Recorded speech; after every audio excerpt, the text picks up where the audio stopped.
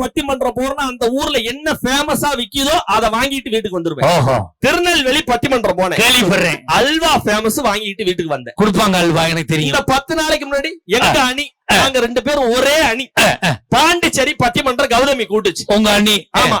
போன வாங்கிட்டு வந்தேன். வாங்கிட்டு வந்தியா? என்ன பாண்டிச்சேரி போன வாங்கிட்டு வந்துட்டீங்க. ஆம்பளையால் பூரா சிரிக்கிறீங்க. பாண்டிச்சேரி செண்டு பாட்டிலுக்கு ஃபேமஸ்னா அதை வாங்கிட்டு வந்தேன். டேய், உன்னைய பத்தி எனக்கு தெரியும். நீ செண்டு பாட்டில் வாங்கியிருக்க மாட்டா, குண்டு பாட்டில் வாங்கியிருப்ப. செண்டு பாட்டில் தான் சார் வாங்கினேன். இந்த 2 நாளைக்கு முன்னாடி மணப்பாறை பட்டிமன்றம் போனேன். முறுக்கு வாங்கிட்டு வந்தேன். மணப்பாறை முறுக்கு ஃபேமஸ். ஆயம்மா கடை தானே அது? ஆயம்மா கடை.